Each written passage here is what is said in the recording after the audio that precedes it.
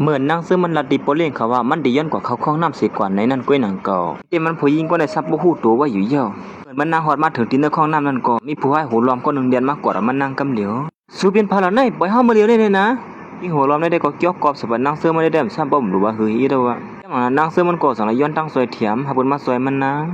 กำลีและเขาย้ำนั่นใส่เสื้อมันมาสวยไว้ดันขึ้นเขาย้ำตอนตามมันนางก็อย่าว่าแต่เน็ตยินโจมปอเล่งเขาละสั่งคลาขึ้นมาว่าสู่คำมันนครนั้นผู้หญิงตั้งสงเกียกสุในหลักหลายไว้เต้นนั่นเก่าเนาะพอมาสวยแถมสวยอย่าว่าแต่รัดข้อความยินโจมละสามารถรัดข้อความซึ่งในตีเฮาตื้อเสือเตี้ยมีน้ำเสือสวยเป็นกบุญรัดซึ่งในตีเฮานางก็จะว่าความปันอีกนึงไกเมื่อไกในฮัดทันยินโจมถือเต้งก็เนาะเฮาลัดผิดกว่าแหวนั้นย่ำหลังนั้นใส่เสื้อมันก็สั่งอะไรไปเขามาหามันนางเฮ้ยสุดที่ให้สั่งละนี่ย่ำหลังนั้นมันนางก็สั่งมาเฮ้ยอย่าไปวุ่นว่าสู่เปลี่ยนโปเล่งเฮาเยาตีให้สั่งเฮาก็ไรนะเขายันนั่นใจเสื้อมันก็สั่งแล้วเอามือปิกโซบันนางไว้สิสั่งลัดขึ้นมาว่าสู้หือในหมู่ซุ่มผู้ให้ตึกเป้าเที่ยวตั้งนอกนั่นก่อนเพราะว่าเต้สู้โซบันเนี่ยดีก็ว่าคนนั้นอยู่ตั้งนอกนั่นได้ก่อนเสื้อผ้านั่นก็เป็นลูกน้องใส่เสื้อมันนั่นก้อยย่ำหลังนั้นมันนางก็ถามว่าเป็นผู้ให้นั้นมีตั้งนอกเต้เนี่ยสั่งลัดเรียนซ้อมใส่เสื้อมันแน่เฮาติเฮ็ดซื่อหือละนั่นป้อไหน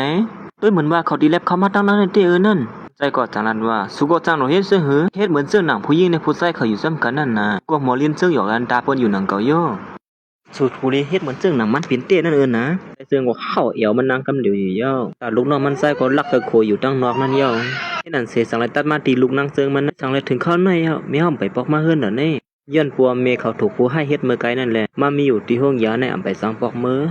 ความผ่านอีกนึงใครมายาหลงขิงในเย้ามาเฮ็ดให้สุรยับเสริมเฮาเมื่อเดี๋ยวได้ตีนเขาเจ็บไว้จอยต้วยถึงบันอีกนึงด้วยมายาหลงเมื่อยันนั้นมอยาในก็สั่งเลยตัวที่ขานางเสื้อมันเสียถามว่ามันเป็นรองตั้งสั่งเลยเป็นจึงไหนมาเนี่ยเย้ายันนั้นมันนั่งก็สั่งเลยไปเรียนกว่าว่ามือพ้องลูกขอไรและคิดร่วมเขาใจเสื้อมันสั่งนั้นมันคือดีกว่าเจอเขากินเหล้าเมาเลยปีนร่วมตาหายนั่นสุดท้ายจึงเห็นนั่นทุกสร้างวันในกรรมสุก็ย่อมทำลองเทมันเหี่ยวกะสมด้วยตีข้อสนั่นทั้งทึกเลียงลีอยู่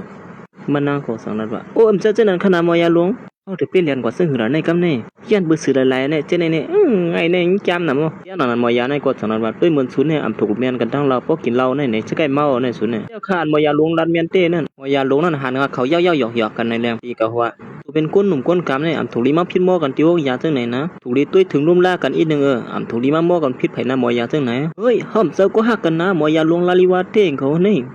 นั่นเสียตอนตามมอยาหลวงในก็ลูกสร้างเหี่ยว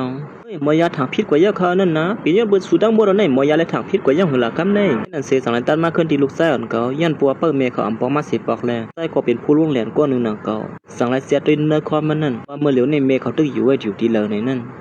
เฮ้เมื่อเหลียวในมีเฮามีอยู่ที่ห้องยาตรงนี้เป็นสังลันในเมื่อยันหลังนั้นมันใจก็สังลันอยู่ว่าหมังเผาไอโปเฮาในเคยเก้ามีเฮาเตี้ยในเฮ็ดเฮามีเฮาเลยตื้อมาเจ็บกว่าทางแท้สมาสุดที่เป็นปอเฮากว่าเยาเขาดังหลายปีมาในสวมตัวถึงเฮาเสียปอกสุดได้ฮู้รองเฮาอยู่แกเมื่อยันหนังนั้นไอดวนในกว่าสังในคับขึงนาการนั้นกว่าสำหนังคักตอนมันมีไว้ยังอยู่เย้าไอดวนในย้อนปัวเป็นแฮกเกอร์จะเสียงเยอะก้อนหนึ่งกำเนินสุดก็แคมแลบเย้าตัวหลีงามเสียสังไรตัดมาขึ้นดีปอขออันตึงมาวนถึงลองเมื่อคำบ้านนั่นอยู่วนเสียยุ่มอยู่ห้างก็เหลียวมันนั่นมายาลงรัดว่าเขาเป็นก็หักกันในก็แค่พิษไฟเตียงก็รู้นี่เหมือนมันใส่ตึกวนเสียมีตั้งเสื้ออยู่นั่นก้วยหนังก็เมื่อยันหนังนั้นลูกน้องมันใส่คนเน็ตเลียนของเขามาหีบเนียนอยู่เย้าลองตั้งอีสังลงลางไหลลาดมาลอยใหญ่ๆปีหีบเนียจึงไหนนาการเตียนพอเลี้ยงเขาคับขึงไว้นั่นเมื่อเหลียวถูกก้นผู้ลงแหลนก้อนหนึ่งมาหิมเอากว่าเฮ็ดนาการนั้นเป็นรองสู้ยุงไว้เขาเอาไปเลี้ยงตีเฮ็ดซึ่งหือขนาดในรองในป้อนนั้นเฮาไว้มันใส่หัวก้นเฮ็ดนาการมันเลยเป็นซึ่งนั้นก็เป็นลูกชายมันนั่นก้อยยันนั้นมันใส่ก็เป็นอันสลามเสียมเพียงพอเสไว้เตียนนั่นก็ฮัดจึงหือเลยมาเฮ็ดให้จึงในที่เฮาผู้จ้าเฮากินป้นตีเยอะๆเอาเครื่องยิบมาปั่นเฮาอีกนึงดูเฮาได้เจ็ดด้วยว่ามันไปเป็นเผอต้องตั้งกันแข่งเขาได้มีหมอกเหือสมบัติด้วยกันนั้นเขารู้มามันใส่ก็เมื่อเลยหัวมีคนมายาลูกลงนาการมันนั่นเป็นอันเจ็บเสือเลยสลามที่เตว่าอยู่เย้ากวยมันแจ่มหัวก้นนั้นได้ก็เป็นลูกชายอ่อนมันนั่นกวยไปเคยหัวมันเป็นเผยไอ้นี่มาเฮ็ดนั่นเสเขาตั้งสองก็โปโลโกสังไรขิงต้าเสียมมังกันอยู่ซึ่งนั้นเมื่อยันนั้นใจหนุ่มอ่อนในก็สังไรหัวใครมาตักกันดังเฮานี่ฮะยันนั้นไอ้ลวนในก็สังนั้นว่าซึ่งหือก็เย้าเมื่อสูติมาห้ำกันดังเฮาในก็กวยกาซึ่งหือก็สุเป็นปอเฮาก็นึงเฮาก็เต็มเฮ็ดนาการสู่ได้รู้ซุ่มนั่นก็เฮาได้เคยสั่งสอนสู่ขนาดนึงกวยสิไอ้ลวนในก็สังไรกดปานนั้นเริ่มหรือว่าหืออีว่าตอนดับปอเฮาคัดเจอเตียกปานนั้นเริ่มหรือว่าหือนั่นก็นะมื้อยามนั้นแท้เจอมันก็สังว่านี่ว่าก้นมีตังยืนอันซึ่งหือเตี้ยนี่มาว่าเฮ็ดมาเหมือนเขามาหยอกกันเรียนซึ่งไหนมันใจก็สังลันอยู่ว่าเหมือนว่าก้นในกัดแขนไว้ลงแน่มันก็สังไรสาลูกน้องมันเสียด้วยตีอยู่ก้นนั้นมันอยู่หิมเหลอไว้ในเย้าด้วยการตอนตายล้วนก้นในก็ง่ายนั่นก็ข้ามันฟอเขาได้เฉพาะใครทางช่วยเจอเห็นอันนี้อีเด้อเมื่อเหลียวได้หาตีอยู่ก้นนั้นไรเย้าฮะสองฮู้เนี่ยว่าเขาอยู่ไว้หิมเหลอในนั้น ข้าตึกคัดเจอข้าในเปลี่ยงครับมันใจก็จังในอีกหลานลูกน้อมเล่นลวงเลยตาเต้มือก้อยกาเป็นสังก้นไหนที่มันลักเอากว่าเชียนไม้เฮาในกว่าเจอเฮ็ดสังไรซ้ำมาเฮ็ดจังไหนล่ะได้มาดังยังอันจะหือเตี้ยๆนี่มือย่ำหนังนั้นก้อยหนังเก่าก่อนเป็นน้องซ้ายไอเนยก็จังไรฮอดมาถึงที่เบี้ยวยี่สังขนาดได้เบี้ยย่ำนั้นไอรัวในก็จังนั้นว่ากูน้องยิงมันมายินแม่นนั่นแหละจังนั้นที่น้องยิงมันว่าปีส่งคุกของปันได้ก็เบี้ยมันใจก็จังนั้นว่าปันหาน้องยิงฮู้เต็มไรก็ในน้องในแหละปัวมันใจคือลือร้องในเลยเฮ็ดให้ปอเขาแลกลูกน้องปอเขานั้นฮู้ว่ามันใจอยู่หิมเหลอในนั้นเลยฮู้ยาข่าวว่าเขาอยู่หิมเหลอในนั้นมันอยู่ที่ในกำเหลียวยาข่าวเสียงซ่านมันออกในคณะหิมเหลอได้ก็คำฮู้ก็ได้ว่าไหนว่านี้เฮียก็แตะยันมันใจก็สังป้องอยู่ว่าเขาเป็นเผ่าเตี้ยในเมืองเฮาไหนมีคนหันมาตาเฮาซึ่งไหนเฮาไหนมามันใจก็จังนั้นว่าเขาได้ตุ้ยด้วยว่ามันเป็นเผ่าเตี้ยได้มาเหมือนมันใจปืนลงขึ้นมาก็เลยหันจังได๋เฮ้ยสั่งได้มาจะไล่ลงเลยไม่ได้เอ้าคือเฮ้ยปีกไว้เฮ้ยยันนั้น1แค่เฮ็ดให้มันใจสั่นลำมาแฮงหรือเก่าอยู่ยาว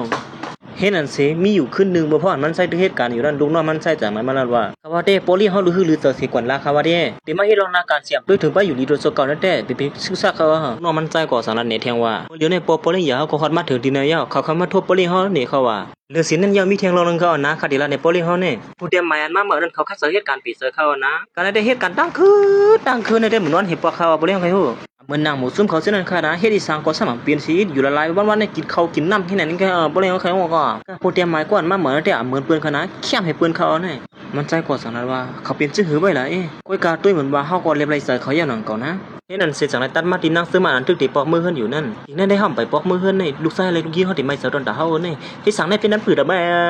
เมื่อยามนั้นก้อยหนังเก่าใจซื้อมันก็จังไรฮอดมาถึงที่ไหนสั่งอะไรมาเปิดที่ไหนที่มาไกลว่าแน่พอสุขล่วงไหนก็ถือไรล่วงสมควรไรนะที่ไหนมันล่วงไรก้อยสุขฮู้ก็มันนั่งสั่งว่าในเป็นสั้น25ที่เฮาไปล่วงซื่อนั้นในคือตายสุขฮู้ก็ยาวสุดที่คือที่อยู่ที่ไหนตั้งขึ้น5ดอกมันนั่นก็พอสุดที่อยู่ที่ไหนก็เฮาอยู่เป็นได้ก็สุดไรอยู่นาเมื่อยามนั้นมันนั่งก็จังไรอีนากว่าใจซื้อมันสมบูรณ์ปีนตาหายลงกว่ากำเหลียวอยู่ยาวมันนั่งกอดสังว่าเพราะฉะนั้นเฮาไปลงก็เหลียวเฮาก็ไรอยู่อ่ะนั่งซื้อมันตื้ออังที่ลงกว่านั้นก้อยหนึ่งเก่าใจซื้อมันจังไรว่าเฮายาวสุดเรียนก้อยพอสุขันไปลงก็มาไหลลงซ้ำเฮาอะไรปานนั้นก็รีบสุนตัวเฮาอ่ะเพราะว่ามันจะสูในแต่เฮาหมอนเผาลงก้อยเนี่ยเปลี่ยนสูเลยเฮาอันลงเกเนี่ยเฮ็ดนั่นสินั่งซื้อมันก็หือที่เบิ่งเทิง2เรียน2ไว้ปีเสาเยอะเมื่อยามนั้นมันใจก็สังไรว่านั่งซื้อมันมาทีนึงทีละได้กว่าหัวทีแน่นางซื้อมันก็สังรัดอยู่ว่าไว้คิลิงเยอะเฮาเตือนเดี๋ยวปอกมือเฮือนซิสมออนทำมาที่เฮือนเขาเทียงที่ไหนนี่มาดีเตมันใจที่ว่านางซื้อมันกอดทบโปเขานั่นก้อยหนังเก่าเพราะอย่างนั้นปอเขาก็ว่าอยู่ลีในเสียนอนปีนตาหายไว้อยู่หนังเก่าก้อยกะดีเตมันเฮ็ดเกียงก้อยเฮ้ยในว่าอยู่ลีเลยลุกขึ้นไว้แก่ล่ะบ่ลุงกำนึงสุดเมื่อก็มาทบกับหนังเก่ารุ่นไหนก็เยอะมาเต็มมาทบก็อยู่ในนะอย่างนั้นนางซื้อมันสังรัดว่านี่เป็นปอเขาในฮะนี่จึงว่าอยู่ลีเสียนอนลูกไว้อยู่ล่ะให้อย่างมันจับพาไว้ไหนมื้อเร็วนี่เจอมันสั่งว่าอย่าไปเฮ็ดเกียงอยู่ย่อสัตว์โคก้นเปลี่ยนก็ถ้าบ่มขึงเรียบอย่างนี้เด้อ